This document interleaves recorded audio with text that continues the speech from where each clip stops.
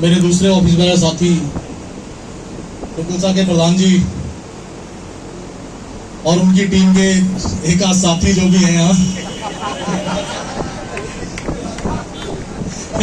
अकेला भारत गुप्ता जी लिए घूम रहे हैं।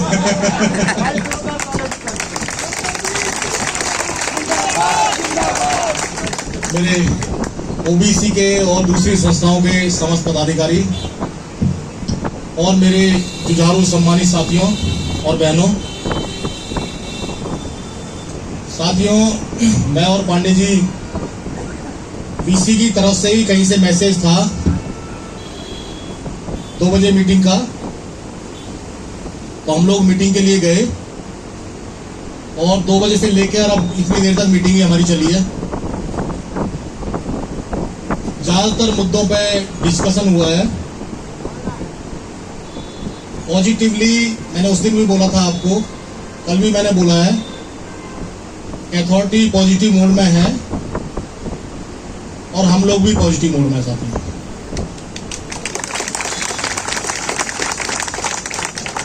बात यह है कि डिस्कशन हर पॉइंट के ऊपर हुआ है। एक आध पॉइंट है जिसके ऊपर उन्होंने छोड़ा है कि भाई अलग से वीसी साहब से बात करनी पड़ेगी उसके ऊपर, तो वो बातचीत भी हो जाएगी, आज हो जाएगी, कल तक हो जाएगी, कोई बड़ी बात नहीं है। क्योंकि हम ये चाहते हैं कि जितनी डिमांडें हमने लिख के दी हैं 36 की 36, किसी एक मुद्दे पर नहीं, जितनी भी डिमांड्स हमने लिख के दी हैं, अभी मैं आपको ये भी नहीं बताऊंगा कि उस पर किसी ने क्या कहा है और क्या हुआ है क्या नहीं हुआ है, लेकिन जैसे ही हमारे हाथ में पेपर आएगा, जैसे ही हमारे हाथ में ब्लैक एंड व्हाइट में आएगा, या जैसे ही हमारे हाथ में वो सब चिट्ठियां आएंगी जो हमने इनको बोला है कि आपने ये काम करना है, फिर हम आपके बीच में उसको पूरा पढ़ के सुनाएंगे साथ में। तो एक तो ये हो गया कि पॉजिटिव मोड में मीटिंग हुई है और 1% ही नहीं कहते, 99% में ये कह रहा हूँ, हालांकि हमें ज्यादा वो नहीं करना चाहिए। 99% आपका धरना सक्सेस होगा साथ में। बहुत बढ़िया जी, जिंदाबाद। पॉजिटिव मोड में है। तीसरा, एक जो कल हमने अनाउंसमेंट करी थी तो हमारे एमपी साहब हमारे बीच में आएंगे। अभी भी उनके पीए का फोन आया कि एमपी साहब को कोई पार्टी की व्हीप है, अभी तक भी पार्लियामेंट के अंदर है वो, तो मैंने उनको मना कर दिया। मैंने कहा आप चलोगे तो हमारा 4 बजे हम लोग बाइंड अप करते हैं, तो एमपी साहब आपके बीच में नहीं आ पाएंगे। मैंने आपके बिहाफ पे, क्योंकि जो उन्होंने क्वेश्चन पार्लियामेंट में किया था, मैंने आपके बिहाफ पे उनको थैंक्स किया है। आपने पार्लियामेंट क्वेश्चन किया हमारा, उसके लिए आपका बहुत बहुत धन्यवाद। लेकिन लेटर्स और राजकुमार मैं इसमें निकाल देता हूँ, वो लेटर जिसका जो रिप्लाई निकाल देगा।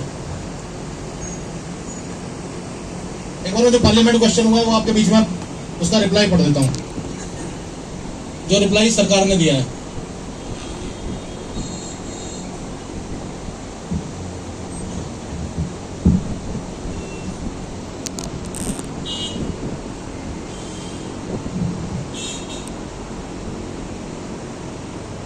हालांकि सरकार हमेशा जो रिप्लाई देते हैं वो गोलमोल देते हैं।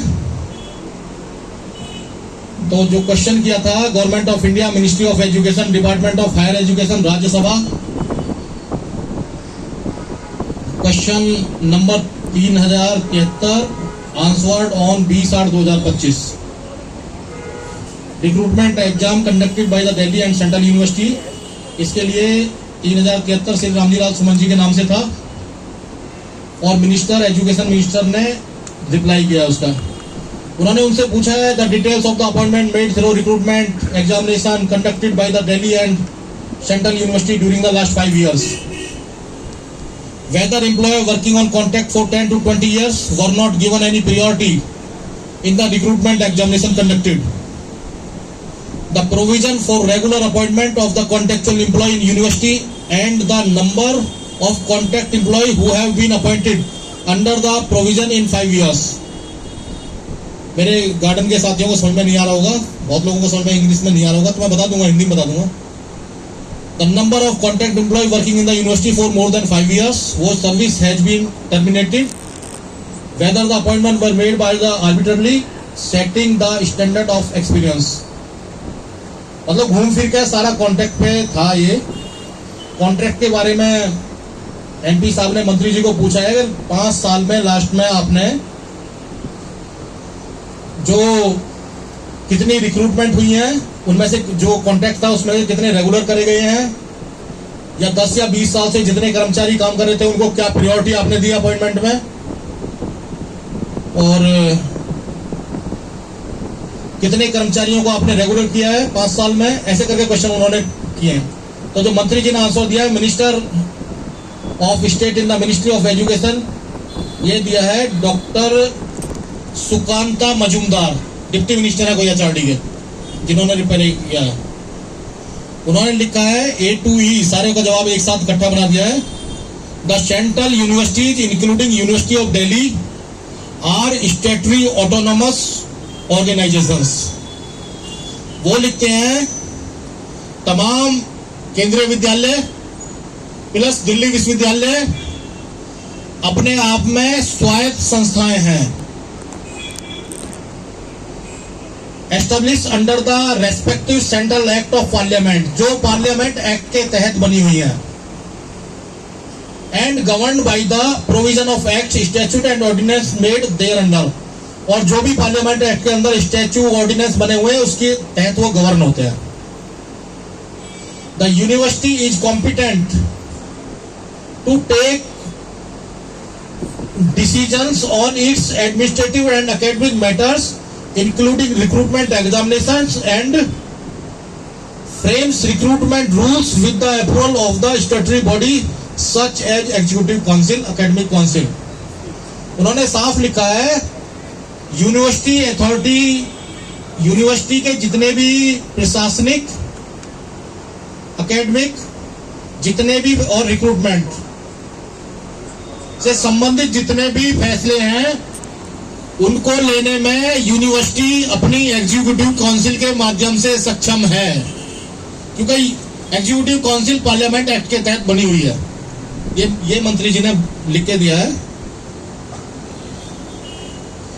The details of appointment made through recruitment examination are maintained at institution level. जो उन्होंने पूछा कि आपने कितनी रिक्रूटमेंट करी है, तो वो ये कह रहे हैं कि प्रॉपर डाटा पूरा सेंट्रल यूनिवर्सिटी का हमारे पास नहीं है, लेकिन ये डाटा इंस्टीट्यूशन यूनिवर्सिटी अपने लेवल पे मेंटेन किए हुए है। The university of Delhi has informed, Delhi विश्वविद्यालय ने उनको बताया है that it provides relaxation preference to contractual employees such as age relaxation in respect of upper age limit, additional credit marks in recruitment examination based on number of years of experience। वही कहानी कि जो Delhi university ने अपने contracted जो contractual कर्मचारी काम कर रहा है उसको एक तो एज में छूट दे रखी है, दूसरा उनको जितने भी साल की नौकरी है उसके हिसाब से उनको नंबर हमारे दिए हैं, जो एनटीए वाला वही लिख के दिया इन्होंने, रिप्लाई तो इन्होंने दिया ना। However the appointments are made on the basis of procedure given in the relevant recruitment rules framed in the with the guidelines of model agencies like UGC and AICTE duly approved by the statutory bodies। ये लिखा है, उन्होंने लिखा है however जो भी हमने appointment किए हैं उसमें जो UGC और AICTE की गाइडलाइन का हमने पालन किया है। ये पुराना वाला है, एनटीए के टाइम पे भी जब इन्होंने बोला था कि हम आपको 10 marks 12 marks 18 marks age relaxation, वही जवाब इन्होंने वहां दिया है पार्लियामेंट में। duly approved by statutory bodies। Engagement of individual on contract is a short-term stop-gap agreement adopted by the central universities including University of Delhi to address the staff shortage। फिर इन्होंने यहाँ पे ये झूठ बोला है, यहाँ पे झूठ ये बोला है कि जो हम कॉन्ट्रैक्ट पे जो कर्मचारी रखते हैं वो शॉर्ट टर्म के लिए रखते हैं, और एक सिस्टम को चलाने के लिए एक तरह से ये किया है कि एड्रेस द स्टाफ शॉर्टेज, जो स्टाफ की शॉर्टेज होती है उस हिसाब से हमने इनको रखा हुआ है। लेकिन फिर भी घूम फिर के जो रिप्लाई है उसमें इन्होंने जो बोला है हमने वही बात पकड़ी है, अंदर भी हमने नेगोशिएशन में वो बात पकड़ी है। जब एग्जीक्यूटिव काउंसिल को पार्लियामेंट के अंदर मिनिस्टर कह रहा है कि मोर पावरफुल है, तो हम तो धरना एग्जीक्यूटिव काउंसिल के बाहर ही दे रहे हैं। हम पार्लियामेंट के बाहर धरना दे नहीं रहे। यूनिवर्सिटी तुम्हारी है, एग्जीक्यूटिव काउंसिल यूनिवर्सिटी की है, और गेट नंबर 1 भी तुम्हारा है, और गेट नंबर 1 के बाहर कर्मचारी बैठा हुआ है। इसलिए सारी समस्याओं की जड़ तुम हो और इन सबको तुमने ही रिजॉल्व करना है। ये इस लेटर का सार है। लेकिन ये लेटर हमारे लिए मायना इतना बड़ा रखता है, ये कोर्ट के लिए मायने रखता है, ये अगर ये हमारे खिलाफ किसी एक्शन पाए इनके लिए मायने रखता है, क्योंकि देश की सबसे बड़ी पंचायत भारत की संसद में माननीय मंत्री जी ने ये रिप्लाई दिया है, ऑन रिकॉर्ड है सारा 3073 नंबर पर। इसलिए साथियों 1% भी कोई जो मर्जी बोले, डूकू कल भी मजबूत थी, जिस दिन धरने पर भी बैठी उस दिन भी मजबूत थी, और आज उससे 4 गुना ज्यादा मजबूत है। जिंदाबाद जिंदाबाद जिंदाबाद जिंदाबाद। कोई 1% मन में ना लाए कि यूनियन कहीं बैकफुट पे है। यूनियन बहुत मजबूत हालत में है। अगर बैकफुट पे है तो इस ऑफिस में बैठे हुए गद्दार है साथियों। मेरे से कोई 100 बार बुलवाएगा, 100 बार मैं इनको गद्दार बोलूंगा। क्योंकि किसके पेट पे लात मार रहे हो? जो तुम्हारे गेट पे खड़े हैं, जो तुम्हारी सिक्योरिटी में बैठे हैं, जो तुम्हारे गार्डन में बैठे हैं, और जो तुम्हारे साथ तुम्हारी सीटों पे बैठ के कॉन्ट्रैक्ट पे काम कर रहे हैं साथियों, उनके पेट पे लात मार रहे हैं ये लोग और हीरो बनते हैं। बहुत ही दुख का विषय है कि हजारों की तादाद में कर्मचारी कॉन्ट्रैक्ट के लिए खड़ा है कि आज की डेट में हमारा कॉन्ट्रैक्ट भी हमारा जैसा हो जाए, लेकिन उनकी सीट की बराबर में बैठे हुए उनके गद्दार वो नहीं चाहते, उनके ऊपर प्रेशर मेंटेन करवा रहे हैं कहीं धरने पर ना जाए साथियों।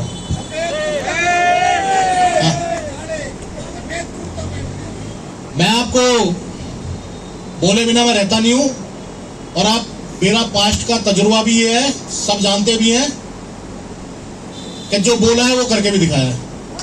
बहुत बढ़िया जी। जिंदाबाद जिंदाबाद जिंदाबाद। मैं आज पूरे हाउस के सामने बोल रहा हूं और दुखी होकर बोल रहा हूं। अगर हमें अपना एक हाथ काटने की जरूरत पड़ेगी तो हाथ काटेंगे सब। बहुत बढ़िया। चाहे उसमें हमारा सेंट्रल ऑफिस हो, चाहे साउथ कैंपस की यूनिट हो, चाहे 1-2 कॉलेज के कर्मचारी हो, यूनिट की यूनिट बाहर करेंगे उनको पूरी की पूरी को। बहुत बढ़िया जी, बहुत बढ़िया, बहुत बढ़िया। अभी पांडे जी ने थोड़ी देर पहले आपके बीच में पड़ के, हालांकि मना कर रहा था पांडे जी को। साथियों इन लोगों की सोच इतनी घटिया सोच है कि यूनियन 10 रुपए के ऊपर जिंदा है। इस इतनी गंदी सोच में जीते हैं यहाँ के बैठे हुए अंदर। अरे यूनियन 10 सिर के लिए जिंदा होती है, यूनियन 10 रुपए के लिए जिंदा नहीं होती। बहुत बढ़िया जी। यूनियन का मतलब है जब अधिकारी हमारी बात नहीं मानेगा हम सब इकट्ठे होकर मनवाएंगे, यही तो यूनियन है वो। और यूनियन में कहीं ये भेदभाव नहीं होता कि असिस्टेंट रजिस्ट्रार का 500 रुपए आ रहा है या एसओ का 500, वो भी 10 रुपए दे रहा है, ग्रुप डी का साथी भी 10 रुपए दे रहा है। इसलिए दोनों बराबर के अधिकारी हैं। और हम डूकू में बैठे हुए लोग बल्कि जो 10 रुपए मेरा एमडीएस का साथी दे रहा है उसको ज्यादा मान के चलते हैं साथियों। हम माता देखकर तिलक करने में कभी विश्वास नहीं करते। तो मेरे सम्मानित साथियों, सब पॉजिटिव चल रहा है। एक दिन अब मैं कल की जरा बता देता हूं आपको, क्योंकि मीटिंग पॉजिटिव मोड में चल रही है, इसलिए हम लंबा धरना अभी अनाउंस नहीं कर रहे हैं। लेकिन कल और फ्राइडे को बीच में तो नहीं छोड़ेंगे साथियों। जिंदाबाद। उनको हमने बोल दिया है, हालांकि हमारे सामने ऑर्डर भी, उन्होंने भी कंसर्न अथॉरिटी को फोन करे फटाफट आप ये लेटर निकालिए, ये लेटर निकालिए, वो लेटर निकालिए। लेकिन हम जब तक विश्वास नहीं करेंगे जब तक हमारे हाथ में नहीं आएगा। बहुत बढ़िया जी। इसलिए हमने उनको भी साफ बोल दिया है। उनका बार बार प्रेशर यही था कि भाई आप हम सारे काम करेंगे, आप कॉल ऑफ कर लो। मैं कहा कॉल ऑफ तो करना है, आज नहीं करना है, कल करना है, परसों करना है, नरसों करना है। कॉल ऑफ तो ऐसा तो है नहीं कि हमारा पैसा है कि हम धरने में बैठेंगे। लेकिन ये पैसा हमारा जरूर है। जब तक हमारी समस्या सॉल्व होगी हम जाने वाले तो नहीं है। बहुत बढ़िया। ये हम अंदर अनाउंस कर चुके हैं। तो कल की डेट में भी सुबह 10 बजे से लेके शाम के 5 बजे तक या अंदर से लेटर आने तक बहुत बढ़िया। करना चलेगा। इसके लिए मैं आप सब जितने भी मेरे साथी जिन्होंने इस यज्ञ में आहुति दी है, और नो डाउट साथियों, मैं आपको आज भी कह रहा हूं, मैंने पहले दिन भी कहा, जिनके साथ इतने लोग खड़े हो उनको कोई ताकत नहीं झुका सकती कहीं भी। आप गेट नंबर 1 पे खड़े हो जाओ, आप जंतर मंतर पे खड़े हो जाओ, आप पार्लियामेंट के बाहर जाके खड़े हो जाओ, इतने कर्मचारी जिसके साथ होंगे उसको कोई पीछे नहीं कर सकता, न कोई इनके खिलाफ एक्शन पा सकता। तो एक बार आप सबका पुनः हृदय की गहराई से धन्यवाद करता हूं। 2-4 नारे लगाएंगे और नारे कल की तरह ही लगाना, क्योंकि एक और अच्छी बात है कि जब मैं डीसी ऑफिस से निकले तो मैंने पांडे जी को कहा, मैंने आवाज बड़ी साफ आ रही है यार। मेरी आवाज भी ऐसी साफ जा रही है, आवाज वहां बहुत अच्छी आ रही है। तो इसलिए गेट नंबर 1 को भी धन्यवाद। गेट नंबर की ऑफिस 1 की आवाज इनके कानों में गूंज रही है साथियों, और इन गद्दारों के कानों में भी गूंज रही है। जो साथियों, गद्दार कौन है? गद्दार मेरा भाई भी हो सकता है, मैं ये कब कह रहा हूं, नहीं मेरा भाई नहीं हो सकता गद्दार। गद्दार मेरा भाई भी हो सकता है। जो इस मां से डूकू से गद्दारी करेगा वो गद्दार है, कोई भी सही साथियों। तो मैं कुछ नारे लगा रहा हूं। कर्मचारी यूनियन जिंदाबाद, जिंदाबाद जिंदाबाद। आवाज नहीं आई, अभी नहीं आई, आवाज नहीं आ रही। आवाज का मतलब है कल, जैसे कल आपने गुंजा दिया था ना, पूरा जैसे पूरा गूंज रहा था ये वो, वैसे आज गूंजना चाहिए। कर्मचारी यूनियन जिंदाबाद, जिंदाबाद जिंदाबाद। ऐसे बढ़िया। कर्मचारी यूनियन जिंदाबाद, जिंदाबाद जिंदाबाद।